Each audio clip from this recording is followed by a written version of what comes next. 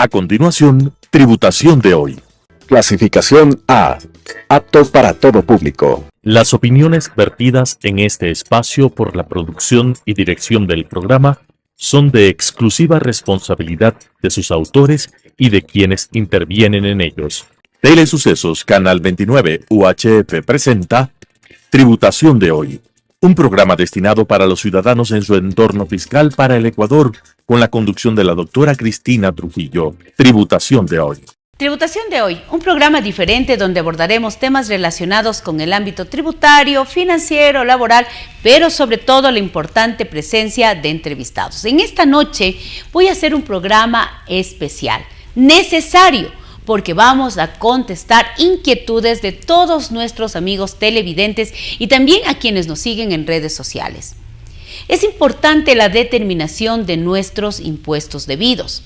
En este mes de marzo, en el mes de abril y en el mes de mayo, los sujetos pasivos debemos presentar nuestra declaración del impuesto a la renta, impuesto a las ganancias. Hay que hacerlo adecuadamente y bajo el marco normativo vigente en el Ecuador. Son muchas las preguntas que he tenido en estos últimos meses de cómo debo presentar adecuadamente mis declaraciones y que se vayan despejando dudas y aclarando conceptos importantes que usted y yo debemos realizar en materia tributaria.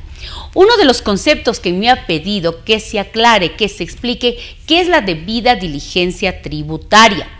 Debida diligencia tributaria es un concepto fundamental que debemos aplicar todos los sujetos pasivos para la determinación de nuestros impuestos debidos. La debida diligencia tributaria se encuentra establecida en el artículo enumerado a continuación del artículo número 7. ¿De qué se trata la debida diligencia tributaria?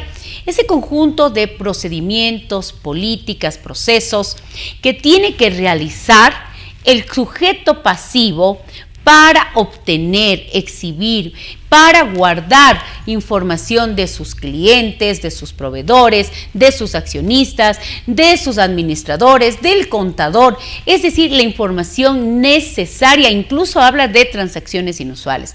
El Servicio de Rentas Internas va a generar una resolución de carácter general con los requisitos de la debida diligencia tributaria para los casos respectivos.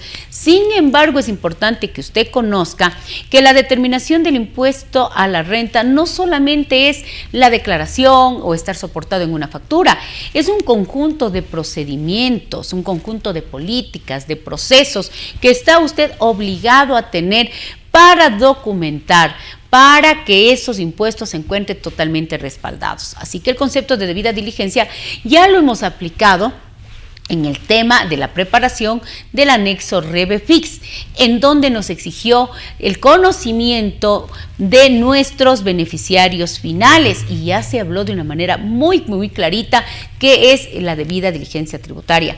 En este caso era sobre el conocimiento de los datos de nuestros beneficiarios finales.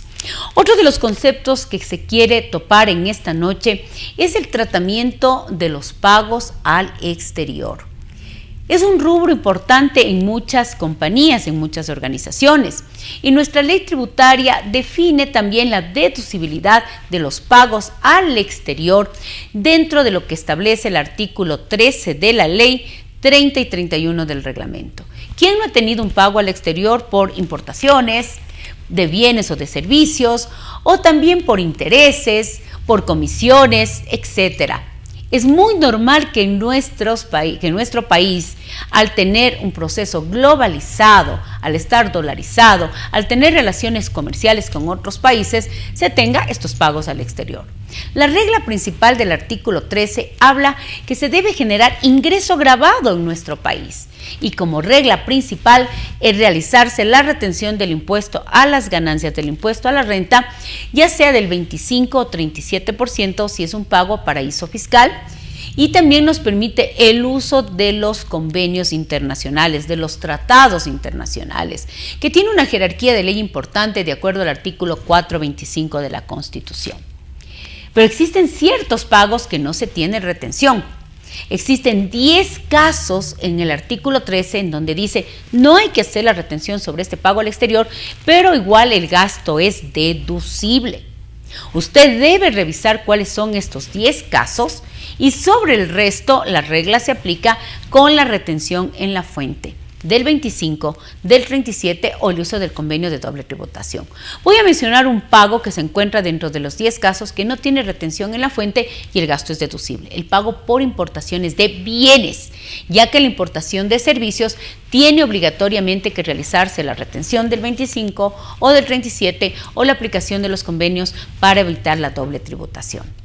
Ahora, también es importante mencionar que si usted va a utilizar un convenio para evitar la doble tributación, este tiene que estar aplicado de manera correcta, con debida diligencia tributaria. ¿Qué quiere decir esto? Análisis correcto del convenio de doble tributación, al país que usted va a pagar, el tipo de pago, el modelo del convenio, porque acuérdese que muchas veces se deja de retener en el Ecuador para que se tribute en el otro país, pero eso no necesariamente es la regla general. Por eso siempre le digo, los convenios son diferentes, los pagos son diferentes y el análisis individualizado del uso del convenio en su caso tiene que ser fundamental. Uno de los requisitos importantísimos del uso del convenio de doble tributación es que usted pueda realizar de manera adecuada también los documentos o exigir de manera adecuada los documentos que se necesitan por utilizar convenios para evitar la doble tributación, como es el certificado de residencia fiscal. Yo siempre recomiendo que se revise lo establecido en el artículo 134 del reglamento tributario, en donde le pide que el certificado tiene que estar en idioma castellano, actualizado al periodo fiscal, donde usted se va a imputar el gasto, apostillado o consularizado. Ese es el requisito fundamental donde el fisco ecuatoriano se va a garantizar que lo que no se tributa en el Ecuador se tributa en el otro país.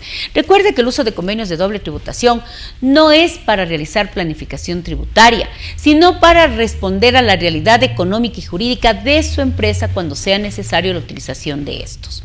Otro de los temas que me han pedido que se aclare en este cierre fiscal para el régimen general es el gasto de la depreciación de nuestra propiedad, planta y equipo. La propiedad, planta y equipo es una inversión que genera entradas de flujo de cajas y por ende la depreciación de los activos fijos es deducible porque los activos fijos son generadores de ingresos. La depreciación tiene que ser tratada de manera contable como tributaria en base a la técnica contable, a la naturaleza del bien y a la vida útil de los mismos. Sin embargo, en materia fiscal existe un límite máximo de deducibilidad que se encuentra establecido en el artículo 28, numeral 6, literal A. Es decir, no superar ciertos porcentajes por tipo de activo para la deducibilidad. Pero esto no quiere decir que usted tenga que hacer una depreciación en base a este límite máximo superior, sino en base a su realidad económica y que al final del ejercicio compruebe que su gasto sea deducible o no en base a este límite máximo de deducibilidad. Es importante que usted revise la norma de propiedad, planta y equipo, artículo 17 de la ley tributaria y 28, numeral 6, porque los activos fijos son importantes en cualquier sociedad. Evidentemente, hay sociedades o personas naturales con mucha más intensidad de activos que otras, pero independientemente, también es importante que tenga una correcta política de capitalización. Y para eso le invito a revisar la norma internacional de contabilidad NIC 16 o la sección 17 de contabilidad para las pymes. Es importante lo que estoy hablando, ¿verdad? Vamos a hablar ahora de nuestras cuentas por cobrar. ¿Qué pasa con las cuentas por cobrar? Las cuentas por cobrar es similar al tema de la depreciación. El artículo 28, numeral 3 del reglamento dice que usted tiene que deteriorar su cartera por técnica contable, por realidad crediticia, por la verdadera realidad de recuperación de su cartera. Y que el 1% como límite máximo para aquellas sociedades o personas naturales que no son del sector financiero es un límite de deducibilidad, pero no es la forma de realizar el deterioro. El deterioro de la cartera es realidad económica. Hay métodos en las normas contables que nos dicen cómo debemos deteriorar nuestra cartera, sea usted una compañía o que aplique NIPS completas o NIPS para pymes. Es importante que también recuerde que tanto en propiedad, planta y equipo como en cartera, a partir del año 2003, con el decreto 586, se establece el uso de los impuestos diferidos cuando el deterioro o la amortización contable es mayor que este límite máximo de deducibilidad. Es importantísimo. Es decir, que se encuentran dentro de los 14 casos de los impuestos diferidos, la cartera y también la propiedad, planta y equipo. Si usted me pregunta en qué artículo se encuentran los impuestos diferidos, en el artículo 28 innumerado de nuestro reglamento. Ahí se encuentran los 14 casos de los impuestos diferidos, y ojalá sean muchos más para vivir en esta armonía entre la norma contable y la norma tributaria. Otro de los puntos también importantísimos que me han pedido que se tope dentro del tema del cierre fiscal siempre será el gasto de la nómina. El gasto de la nómina, yo digo, es uno de los gastos más completos y más complejos por la cantidad de normas supletorias que debo revisar para la determinación de mi gasto deducible. El artículo 14 del Código Tributario le permite utilizar al contribuyente normas supletorias dentro del ámbito fiscal, siempre y cuando no cambie la base imponible y el impuesto a pagar. ¿Cuáles son estas normas supletorias? Por ejemplo, en nómina, la Ley de Seguridad Social, el Código del Trabajo, las normas NIBS, por el tema de beneficios postempleos, y así sucesivamente en diferentes actividades que realizamos. No solo debemos revisar la norma tributaria, sino el conjunto de leyes supletorias que van a ayudar a que usted tenga una contabilidad sana y un pago justo de impuestos. Dentro de la nómina siempre me preguntan cuáles son las partes fundamentales. Primero, que conozca cuáles son los ingresos normales y pecuniarios que recibe el trabajador en relación de dependencia, sobre los cuales es fundamental aportar al IE 100% para la deducibilidad hasta la fecha de la declaración del patrono. El segundo caso es mirar cuáles son las remuneraciones adicionales que estén totalmente bien cumplidas de acuerdo al Código del Trabajo, como es el 13º y 14º. Y también tenemos una parte más amplia que son los beneficios de orden social, las prestaciones sociales, las herramientas de trabajo, que la regla principal es que se revise lo que establece el Código del Trabajo y la Ley de Seguridad Social para que su cumplimiento permita la deducibilidad. Siempre digo que en el tema de nómina es un tema mucho más importante y delicado porque se trata de seres humanos que tienen derechos y que seguramente le van a exigir al patrono si no ha estado correctamente la aportación al IES y si no se les ha cumplido con los beneficios de orden social. Entonces van, creo, más allá del simple hecho de saber si es deducible o no la transacción. También es fundamental que usted recuerde que cuando estamos bajo el régimen general y somos personas naturales obligadas a llevar contabilidad y las sociedades, debemos realizar nuestra conciliación tributaria bajo el régimen general conforme a lo que establece el artículo 46 del reglamento tributario. Es decir, que aquí viene una de las preguntas que nos hacían, si es que el formato de conciliación tributaria del artículo 46 es para quién. Para el régimen general, primera respuesta, y segundo, para las personas naturales obligadas a llevar contabilidad y las sociedades.